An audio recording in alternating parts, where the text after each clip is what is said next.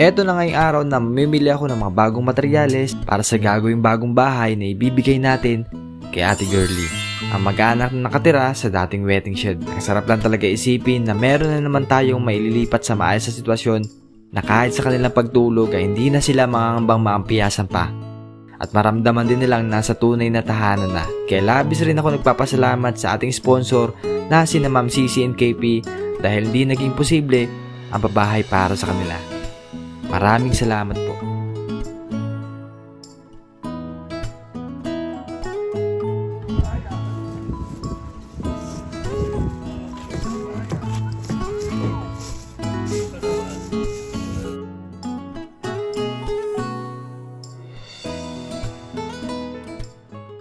So, nandito na kami kay Ate Girlie. So, ibababa muna namin to. So, yung kahoy hindi pa mali-deliver ngayon. Yun nga, hindi natin masisimulan din ngayon kasi kulang pa yung mga materyales. Bukas pa mati-deliver yung kahoy na binili. Dapat ito ang pasok. Sana muna rin ko. Tayo, magbaba muna kami materyales mo para masimulan. Tayo, ako muna.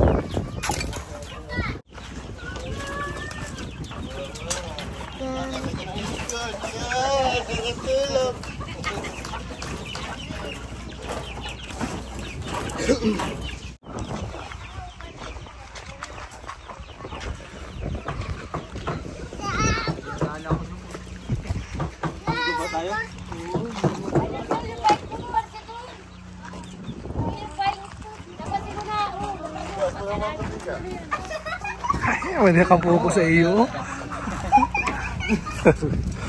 Tabi-tabi, uy!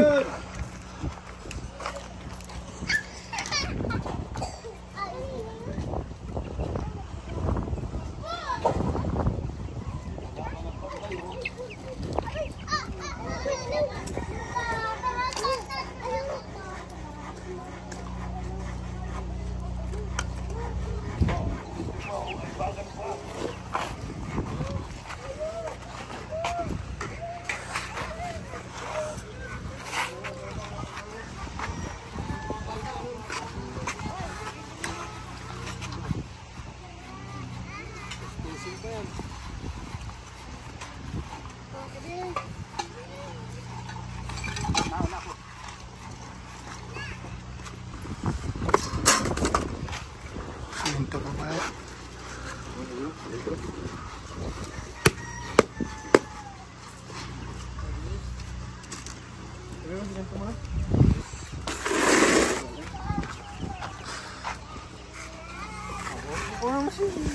Hello, hello. Matikot.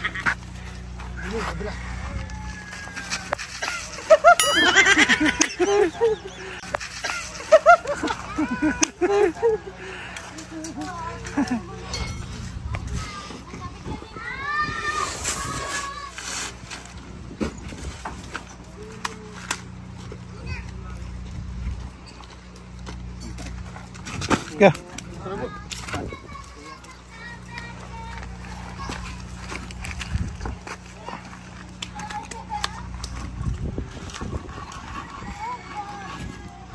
Dapat pala yung bahay dito yung Ay, oo. ano? Sabihin natin na linisan na. Oo. Eh, Ate Girlie, saan pala yung bahay na to? Matanggal na yung kahoy. Para bukas ay diretso. Opo. Nagtalo yung gamit ko, lagyan mo din yung gamit. Oo, gano'n na lang para mabilis yung trabaho bukas na lang. Dapat siya iwas mo. Nasagot ka agad nga niya, gawin na po rin. Simento ito, sir. Nakabon pala eh. Naka-simento bago. Marami na po sa amin yan eh. Kaya paano po rin po sa pinag-pinag? Maso, may maso. Oo, okay lang naman kasi okay naman tanggalin sa amin ni Pita. Bakit naman maso, may in naman sa akin ay may in. Maso. Maso. Ay, ito ba na mayroon, may in. Yan, yan. Ganun pala yun. Oo. At saka pala yung ano, yung kahoy na napunta po dito sa Sir. Baka mamaya or bukas po. Basta sinabi ko naman na dito lang po sa Iban. Alam mo Ay, yun. hindi ko na nakapag.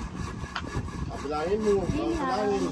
Dahil mag-amuling team, mapapanood ko na naman sa Ay, bilangin mo. Sabi ko. Yan naman natulog yung ako. Yan natulog yung. Wala pag laro mga bata, magalit pa niya ako. Hoy, baba dyan! Masaya? Masaya. Masaya na naman magagawa na yung bahay mo? Opo, sobra. Sobrang masaya. Kasi makakasakit. Hindi naman ng ulan. Ayos. Bali, ang pinaka-design dyan yung gano'n kay Kuya Jimmy. So, hindi ko lang kung napanood na yun. Ay, hindi ko pa napapanood. Bali, kwarto, tapos merong parang balcony. Parang ano lang, may tambayan din doon si Ipo. So, naibaba na natin lahat ng materyales at depende kung madideliver din yung materyales bukas yung kahoy para masimulan din yung bahay ni At Ate Girlie. paano ko lala po sa aking binata mamaya. Alis ko na po yung mga yung yan ay kaya nala akong lagarit. Malinis na rin po. Opo. Kunin po namin yun. Pagpunta siya. Ayan. Ayan. So thank you very much po sa ating sponsor si Ma'am CC KP.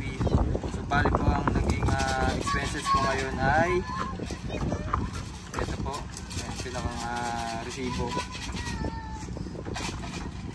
Ayan. Pakita ko na lang po dyan sa screen. So bali yung kahoy ay nabot na ng 8,725. At yung mga papo, yero, at tray sheet ay nasa 11,330.